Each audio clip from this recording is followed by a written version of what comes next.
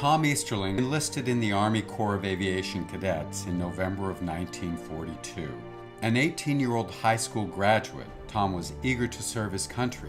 It was not long after the Japanese attacked Pearl Harbor, and the country needed anybody they can get.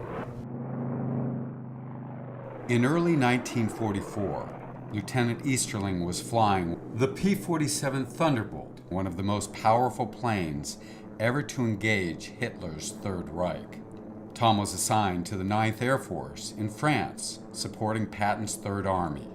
Tom was on his 68th sortie, a low-level ground attack near Mannheim, Germany. Had a brand new plane, beautiful plane. We carried a 500-pound bomb on each wing, and then we had our 850 caliber machine guns, 6 5-inch rockets. They came back and said that there's a lot of trains in there, and they had them pretty well tracked. We'd dive bomb the area some more. I had enough ammunition just for one more pass. And I was almost even with the boxcar. And I opened fire, and I could see pieces of it flying off, and the whole thing blew up. It just looked like the whole world blew up. Holes was getting all over my plane. Debris from the explosion there was coming down. There's a great big piece cut off about 4 feet of my left wing, and I had about 200 feet elevation. But I had speed. The engine was on fire. I jettisoned the canopy. There was flak everywhere. They're just peppering me to death. And I knew at that point I wasn't going to get home, but I was going to try to get into the wooded area where I'd have a better chance of escape. I just didn't want to be a prisoner. And I saw the tip of my propeller just quit. I dived out. The plane fell off on the right side. It slammed me right back up against the fuselage, and I was stuck. By the grace of God, He gave me a vision right then. Steel cables wrapped around my body, holding me to the plane. I pulled my legs up between me and the fuselage. It's pushing that, and I see the steel cable breaking. Next thing, I was tumbling in the air. When I got loose from the plane, I went right back and hit the tail, and the tail I think, is what broke my legs. I looked down, and I see my foot laying here on my chest. And so I throw it out of the way, and I come across, and I pull the ripcord. About that time, the plane exploded. And all the time, they were shooting at me with 40 millimeter, 20 millimeter, and I heard rifle fire, burp gun, then, you know, and I hit the ground. They come up and started working me over. 4 or 5 SS troops came up. They put me up in the ox cart.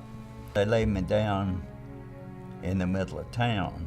The burgomaster came out. He just takes his Luger out of his holster and puts it right down beside my temple. I remember how cold it was.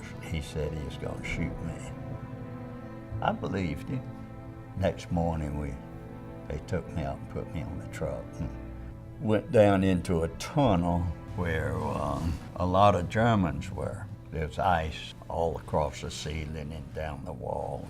I heard this noise coming down, a swishing noise like a big stiff skirt. And they came to me in the flashlight, and they stopped and just ran that flashlight up and down my body.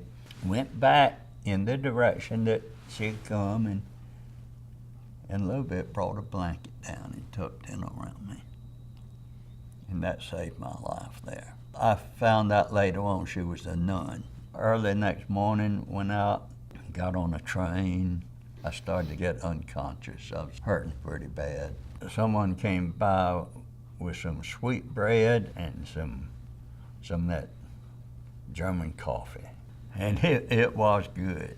Then someone else came by and said, American Jaboflieger. So that's the last I got. They carried me in this room where there was 15 other prisoners.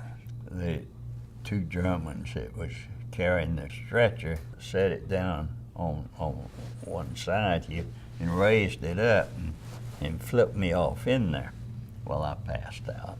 Then I'd come to a little bit and pass out again, kind of gray out. And finally, I regained consciousness enough to know that I was very uncomfortable. And I felt something between my shoulders. Seemed like if I just move a finger or move a joint, the pain would just shoot all the way through my body. I discovered it was my left foot that I was laying on. I knew that I couldn't stay in that position. So I started pushing on it. With the planks up on each side, I couldn't swing it around.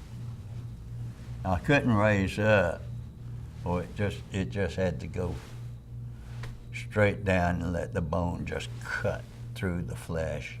I don't know how long it took. It'd be light and dark and daylight and night, and but anyhow, I finally got it straight.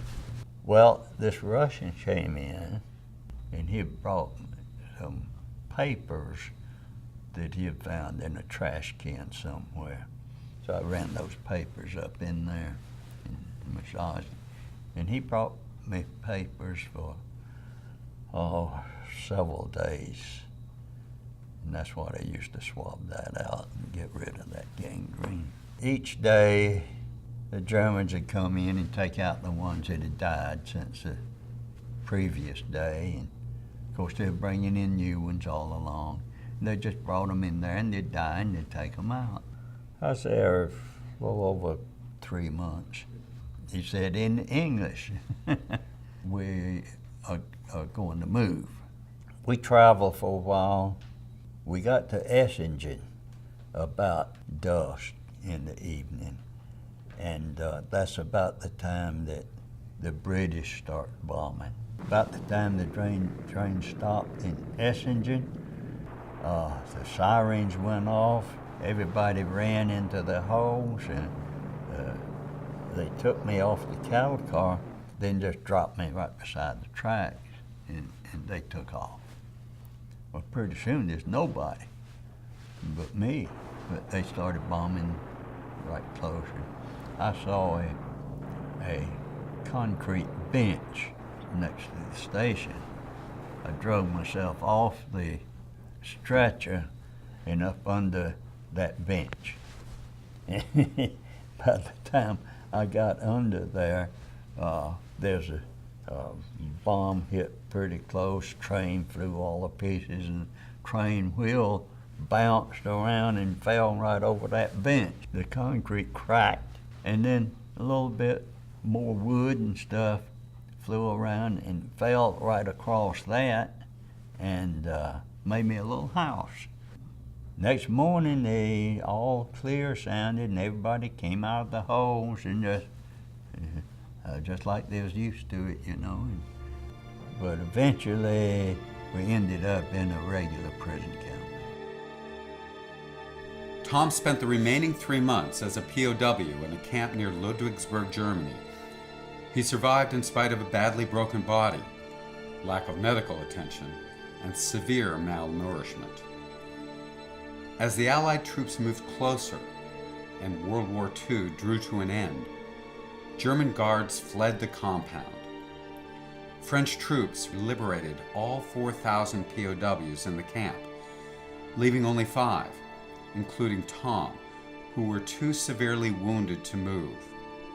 Eventually, a sergeant from Texas enabled the remaining 5 wounded men to find their way to safety and a plane headed for England. Lieutenant Easterling spent the next several months recuperating in a full body cast, eating only vitamin pills and soup.